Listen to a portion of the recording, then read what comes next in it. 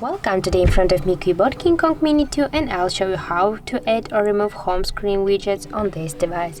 So first you should select the screen where you want to add the widget, and now just press for a while on the screen, and here you'll see the widgets icon. Just tap there, and as can you see right now, we got here all the available widgets on our device. So for example, we can choose the clock and just move to the section where you want to add this widget.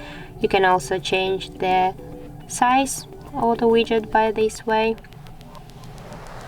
Now I'll just add one more widget on our screen by the same way. Just repeat the actions and go here, and right now, for example, we will add the YouTube music widgets here, and as can you see, here we got the widget.